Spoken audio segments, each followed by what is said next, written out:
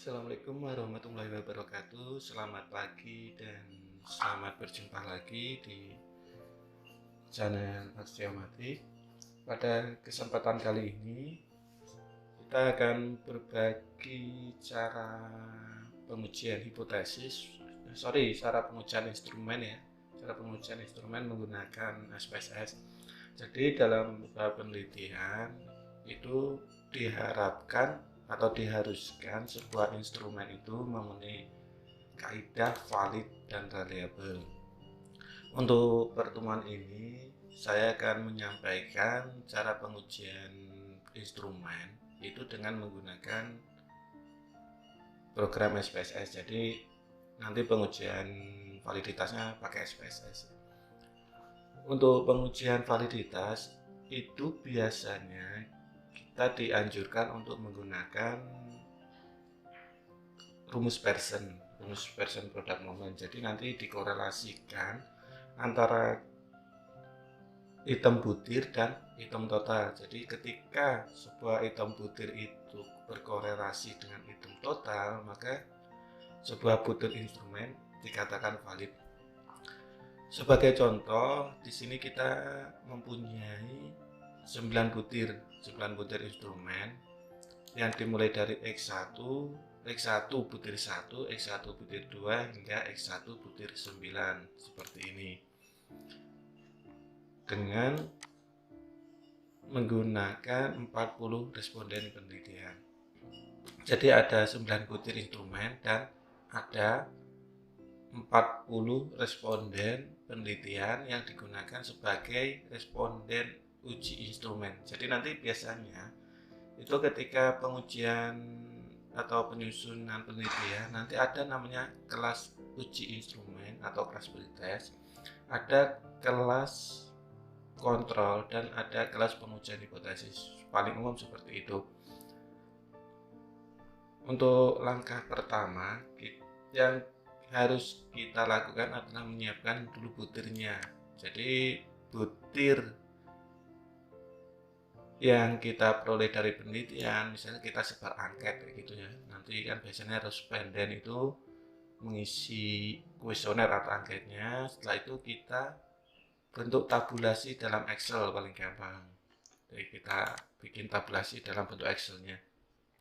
Setelah diperoleh, selanjutnya kita cari jumlah totalnya dulu. Jadi kan karena pengujian instrumen itu mengkorelasikan antara butir item dan butir total, maka kita cari dulu butir totalnya. Setelah seperti ini ya. Ini butir 1, butir 9, selanjutnya kita cari nilai total misal dengan nama X1. Jadi variabel X1. Ini variabel X1 untuk butir 1, X1 untuk butir 2 sampai X1 untuk butir 9. Dan yang terakhir adalah nilai total dari variabel X1 tersebut. Jadi kita cari dengan cara sama dengan sum. Jadi kita cari nilai totalnya. Seperti ini. Untuk terkait variabel X1-nya itu biasanya ada beberapa versi. Ada yang diambil nilai rata-ratanya atau diambil nilai totalnya. Tapi yang paling umum itu nilai total. Jadi nanti kalau seandainya di kampus jenengan atau di tempat penelitian jenengan itu menggunakan nilai rata-rata, ya nggak masalah kayak gitu ya. Nanti biasanya hasilnya nggak jauh beda. Selanjutnya kita tarik aja ke bawah setelah seperti ini ya, sehingga kita peroleh nilai totalnya. Setelah tersebut kita buka SPSS, kita terus kita masukkan, di copy paste aja ini semua di blok, copy, kita buka SPSS nya, selanjutnya kita paste sehingga diperoleh seperti ini. Dan nanti di SPSS secara otomatis dia untuk penamaannya var 01 sampai var 010 seperti ini. Ini secara otomatis dia kasih nama dan ini bisa kita rubah. Biar lebih gampang, kita ambil namanya dari Excel ini juga. Ini kita blok seperti ini, blok ke bawah. Terus kita pakai rumus trend post. Trend post ini untuk mengubah dari baris ke kolom atau sebaliknya. Jadi seperti ini kita trend post. Setelah itu kita copy lagi, masuk ke SPSS-nya, terus kita paste di sini. Seperti ini. Sehingga setiap kolomnya ini berubah namanya sesuai dengan Excel kita, X11 hingga X1. X1 ini total. Jadi nanti untuk melihat apakah valid atau enggaknya, itu lihatnya kita di baris X1, di kolom X1, di kolom totalnya. Setelah data kita masukkan, selanjutnya kita lakukan uji Pearson. Nanti akan saya sampaikan dua cara pengujian. Yang pertama menggunakan Pearson, uji korelasi Pearson. Yang kedua menggunakan uji corrected item total, kayak gitu ya. Ini yang paling umum digunakan aja. Cara pertama, klik Analyze, Correlate Bivariate. Selanjutnya kita masukkan ke semua item yang kita punya ke dalam kolom variabel seperti ini. Nah, kita klik OK. Sudah selesai. Dan di sini kita berfokus di kolom X1 atau kolom total. Ada dua cara interpretasinya. Yang pertama menggunakan coefficient Pearson ini, yang karena ada 3 baris ya, ada baris Pearson, sig sama n. Bisa berdasarkan coefficient Pearson atau coefficient signya, kayak gini. Yang penting kita fokusnya di kolom X1 ini aja, di kolom total. Kalau menggunakan Pearson, kita harus mencari nilai R tabel dulu. Nanti bisa di Google ya, bisa Google, kita cari tabel Pearson. Sorry, internetnya putus, bentar.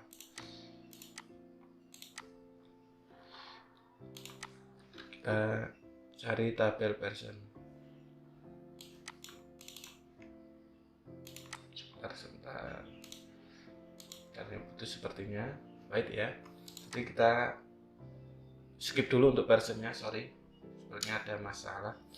Terus untuk yang paling gampang itu kita bisa menggunakan nilai signya.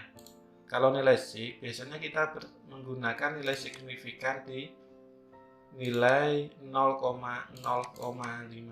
Jadi ketika nilai signifikansi itu lebih kecil daripada 0,5 atau taraf signifikan, maka sebuah instrumen dikatakan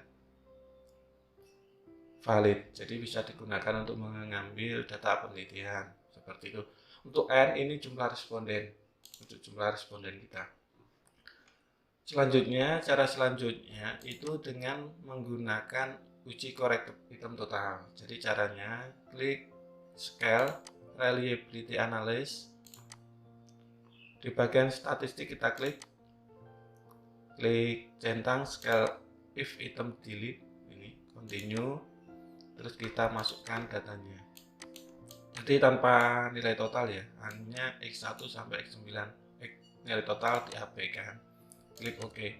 Sama juga, nanti kalau untuk corrected item total ini dikatakan sebuah instrumen itu valid jika nilai correctednya ini lebih besar daripada R tabel. Jadi kita harus cari R tabelnya.